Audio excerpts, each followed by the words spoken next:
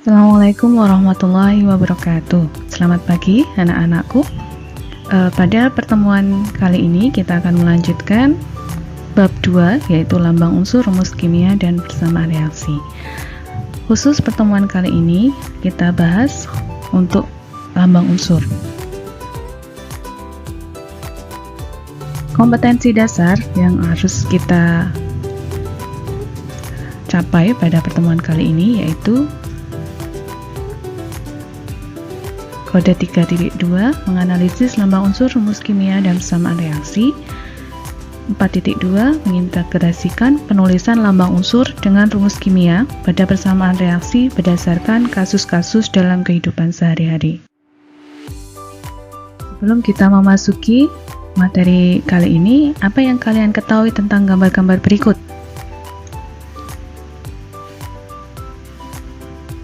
Ada gambar karbon, ya, arang. Ada gambar tabung oksigen, ada gambar belerang, ada gambar kabel tembaga, panci aluminium, dan yang terakhir adalah lampu. Gambar-gambar tadi menunjukkan beberapa unsur-unsur yang ada di sekitar kita. Nah, sekarang kita akan bahas tentang sejarah perkembangan lambang unsur. Jadi lambang unsur yang pertama menurut para ahli kimia abad pertengahan, yang kedua menurut John Dalton, dan yang ketiga adalah menurut John Jacob Berzelius.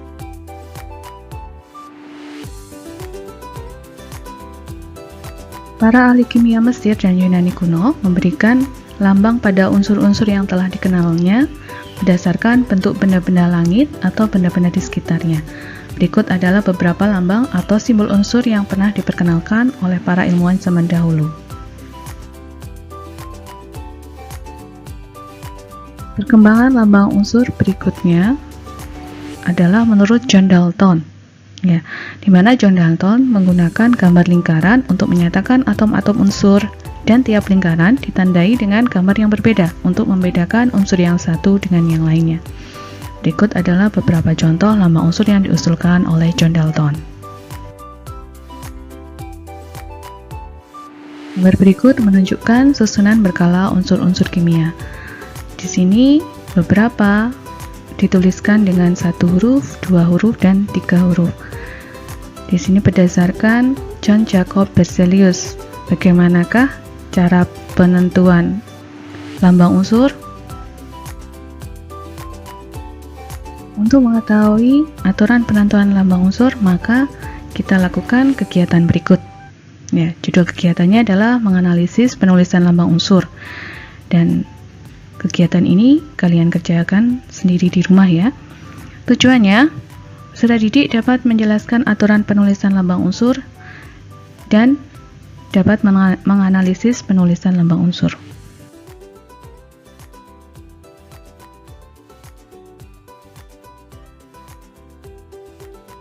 Berikut ini adalah langkah-langkah kegiatannya.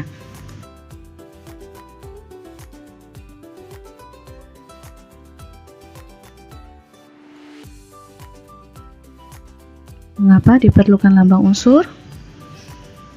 Jadi lambang unsur digunakan untuk memudah mengingat dan menghafal nama-nama unsur. Dan yang berikutnya adalah meringkas penulisan unsur dan senyawa. Dari gambar tabel periodik unsur bisa kita simpulkan, ya, ada yang tertulis dengan 1 huruf, 2 huruf, dan 3 huruf. Nah, lambang unsur ini yang pertama diambil dari singkatan nama unsur.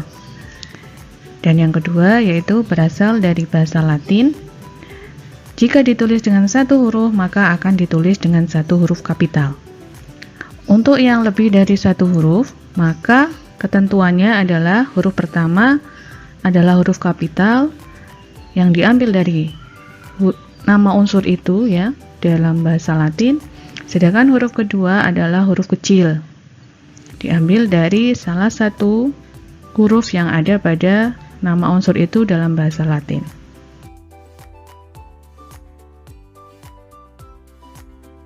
Menghindari perdebatan, karena banyak sekali ditemukan unsur-unsur temuan baru, maka IUPAC membuat aturan penulisan unsur temuan baru. Ya. Yang pertama, nama unsur berakhiran dengan ium, baik dia termasuk unsur logam maupun non-logam. Yang kedua, nama itu didasarkan pada nomor atom unsur, yaitu rangkaian akhir kata yang menyatakan nomor atom. Contohnya, 0 itu untuk nil, kemudian 1 itu un, 2 bi, dan seterusnya. Lambang unsur atau tanda atom terdiri atas 3 huruf, yaitu rangkaian huruf awal dan akhir kata yang menyatakan nomor atom unsur tersebut.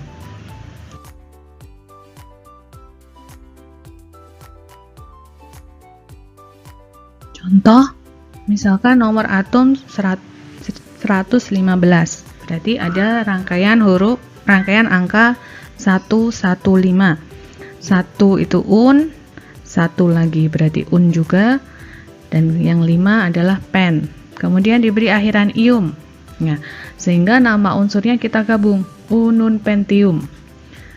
Sedangkan lambang unsurnya diambil dari huruf depan, ya. Maka U besar, U kecil, dan P kecil A.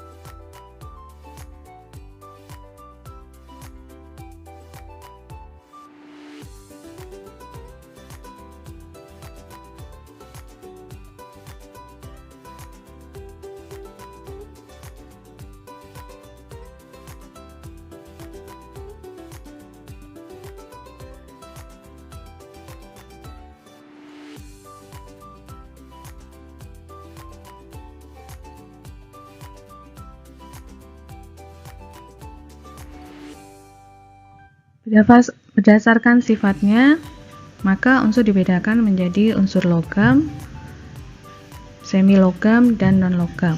Ya.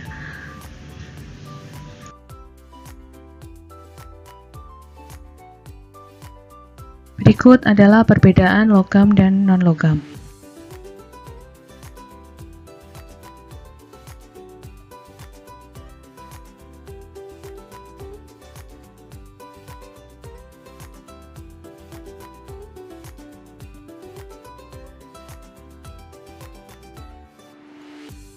Berikut adalah kegunaan unsur logam dan non-logam.